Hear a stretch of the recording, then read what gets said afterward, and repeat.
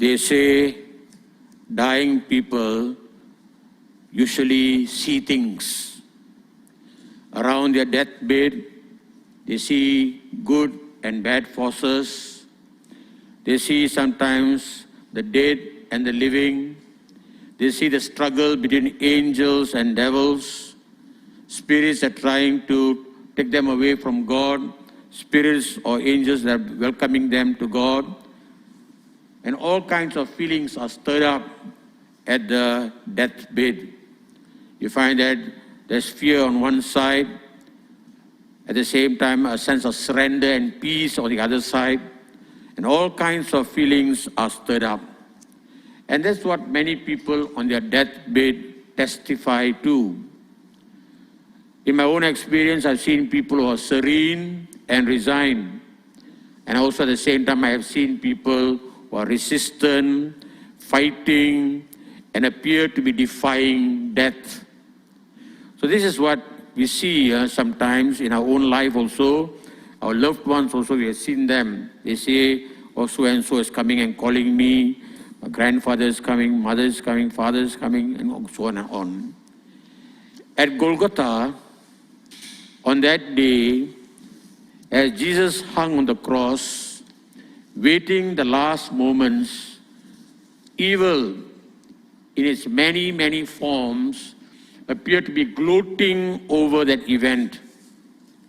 You find that we have on one side evil in the form of self-interest, jealousy, cowardice, betrayal, avarice, and at the same thirsting for power, violence and ingratitude.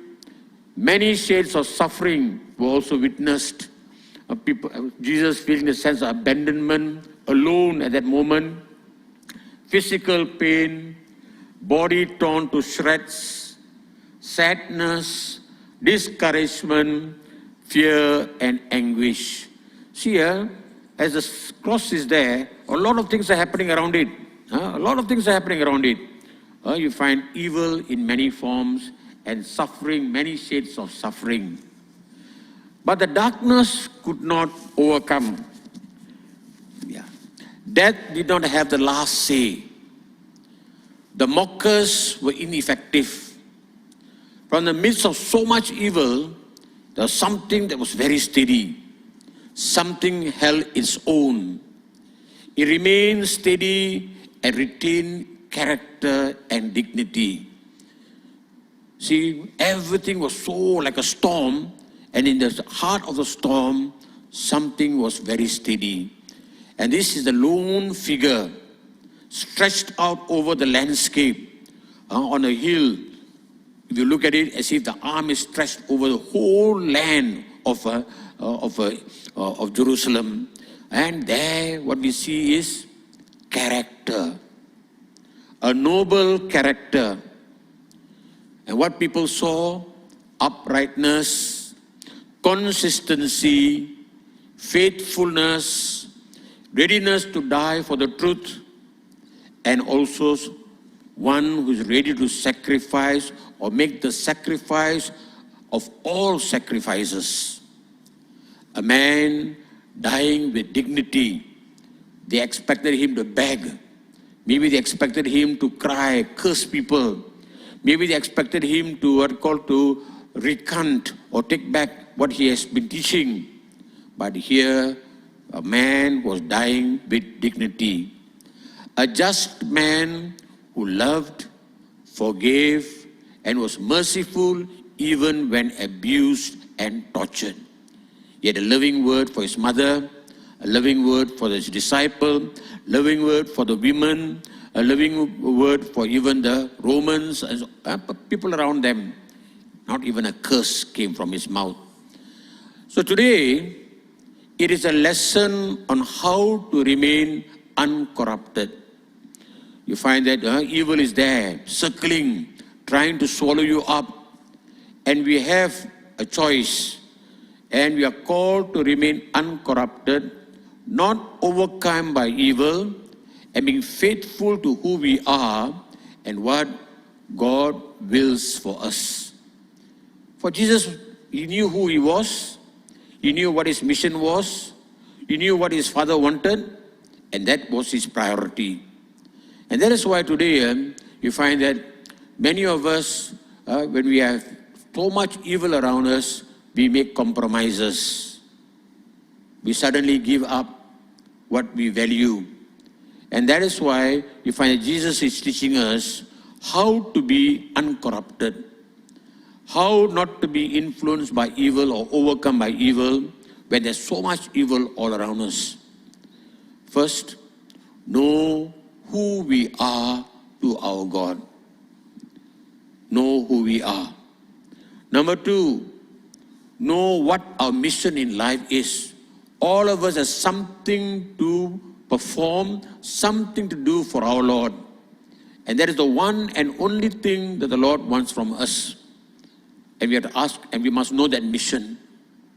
It's not just doing everything, it's not my job. There's something more. Beyond our jobs, beyond our professions, beyond our careers, there is something that the Lord wants you to do. And we must always ask, Lord, what is your mission for me in this life? What is the one thing that you want me to do? The one thing that you want me to accomplish? Okay? And this we have to ask. We have to pray for it. And when you know it, you know that you won't go young. You won't sway this or that way. You know what has to be done. And the third is emptying ourselves of these temptations. Recognize this is evil. This is not from God. This is the many voices that are not, many voices but not the one voice. And we must be able to recognize these temptations, and we must empty ourselves. And that is what Jesus did. So therefore, one thing we have, in conclusion, we cannot escape pain and suffering when doing God's will. We cannot. But the fruit of endurance, when you go on enduring, you find that God is glorified, goodness triumphs. That is the only thing we see. Maybe not at that moment, but after that we see goodness, or the light comes forth. That's when we say, God saves the world. Saudara-saudara sekalian, inilah fahaman dan juga kepercayaan ramai orang bahawa semasa orang menghampiri maut, kematian atau waktu yang terakhir, mereka kita tahu bahawa mereka melihat banyak perkara berlaku berhampiran dengan katil mereka. Sekeliling mereka melihat kuasa baik, kuasa jahat bertanding, berjuang. Kita melihat di mana perasaan mereka memang untuk turuti panggilan Tuhan atau untuk cepat-cepat serah diri kepada kuasa jahat. Inilah perasaan-perasaan. Dan memang ada banyak perasaan-perasaan yang timbul semasa seorang tunggu mati. Kadang-kadang ketakutan, kadang-kadang tak mau mati, tak mau pergi, tidak bersedia untuk serahkan diri. Dan ada separuh orang kita melihat begitu damai, bersedia untuk mengikuti dan turuti panggilan Tuhan. Jadi inilah pengalaman yang kita biasa melihat. Kalau kita tanya orang tua-tua, mereka selalu berkata, semasa orang meninggal, kadang-kadang nampaknya macam satu perang berlaku, perang kerohanian. Jadi pada hari ini, di Golgota, masa Yesus gantung pada salib itu, sekelilingnya juga waktu kematian dia sudah hampir, dan masa itu kita melihat banyak kuasa-kuasa bertanding dan cuba orang kata cabut hidup dia dan juga cuba mempengaruhi dia. Kita melihat banyak jenis kejahatan. Ada orang yang mementingkan diri, kita melihat cemburu, kita melihat ketakutan sampai melari, pengikut Yesus pun sudah lari. pengkhianatan, ketamakan, gila kuasa, dan juga perasaan tak mau bersyukur. Ini adalah kejahatan yang kita lihat sekeliling salib itu.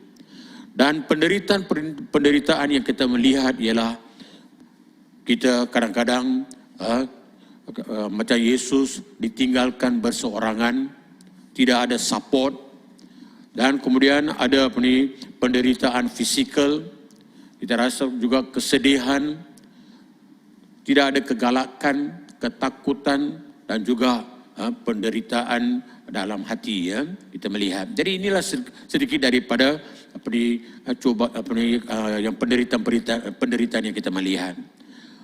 Tetapi walaupun kita melihat kegelapan yang begitu besar dan luas, tetapi di tengah-tengahnya kita melihat sesuatu yang mulia.